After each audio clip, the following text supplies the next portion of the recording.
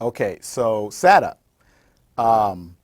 Some of the benefits of SATA is it is the best bang for your buck, meaning you get a lot out of SATA for the price. You can actually get data protection on SATA, meaning they have SATA solutions that offer RAID 5, which is great because it's literally the cheapest way to get into a RAID 5 type storage system. And you can do HD uncompressed on SATA. I think the other big misconception about SATA is once you get into HD and 2K and things like that, you can't do it. And that's not true. Some SATA setups, they let you scale up to 20 drives. And you can obviously clearly do 2K on that. So SATA is a very good alternative to people who don't want to buy fiber, yes. What type of interface does SATA use, and is it available on laptops and towers? Very good question. So the SATA actually is the interface, but there are different levels of SATA. For example, if I wanted to use a SATA drive on set, so let's say I had an AJA IOHD, which is that little portable box by AJA that has a handle on it and it's got all the spigots on the back. Very popular for RED users on set because it allows you to capture from SDI sources into your laptop via FireWire 800. But what's the port that most people use for storage on set? It's FireWire 800. So what happens when your IOHD is connected to your laptop 800? What are you going to do for your storage? Well, what a lot of people do is they actually buy those little Express 34 cards like from Sonnet, and you take the Express 34 card, which is kind of the same size as this actually, and it goes into that slot on the side of the Mac, and it has a SATA port on it. And then you buy storage that has an E-SATA connection on the back of it. So, for example, G-Tech just released a G-RAID 3. And a lot of people don't know the difference between the 2 and the 3. Well, the only difference between the 2 and the 3 is that the 2 did not have a SATA connection off the back of it. The 3 does, and you pay $100 more for it. It's needed if you're a person who uses, for example, the IOHD, because you have no other way to connect a drive and still get the throughput that you need. So you can do SATA on the portable end. Now, SATA on the high end is more like, for example, like CalDigit. They have a box called the HD Element and the HD Pro. One's 4 drives, one's 8 drives.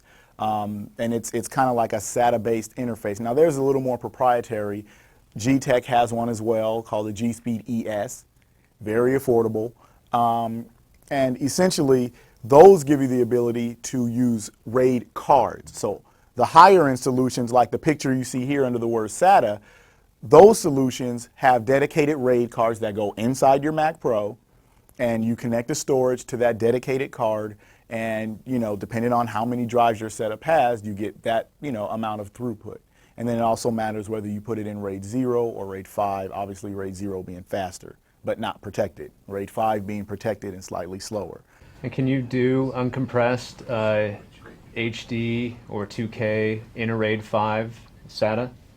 You can. 2K is tougher just because. Just one stream or something? Not uncompressed 2K, you'll probably need about 20 drives in RAID 5 to do something like that. Probably closer to 15, 16 drives to do 2K on a RAID 5.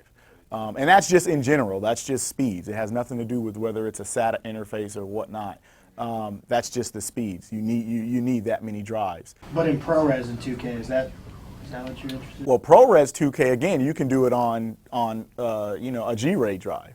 And that's the beauty of compressed workflows, is that you don't need the fast drives because you don't need the throughput.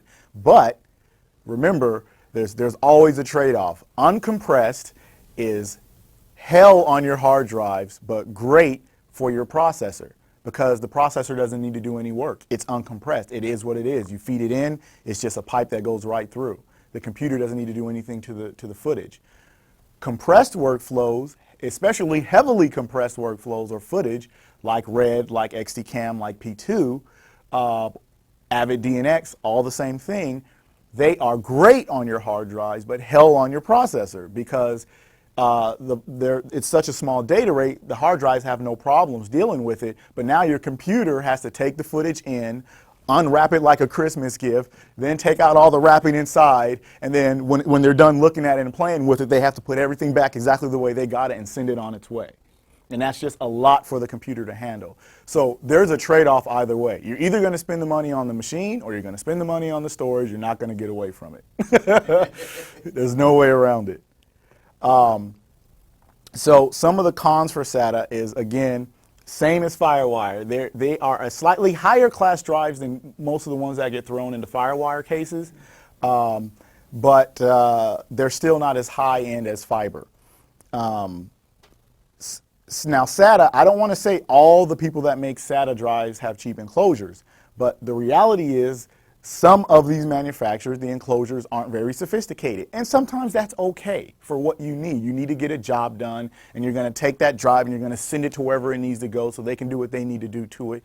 Fine. That's totally fine. But, you know, if you're buying a drive that you can sit on your desk for 2 and 3 years, sometimes you want the stuff that's a little more higher end, like CalDigit stuff, you know, that's made out of, you know, aluminum, and it's, you know, they've got high end fans in it and good power adapters and things like that.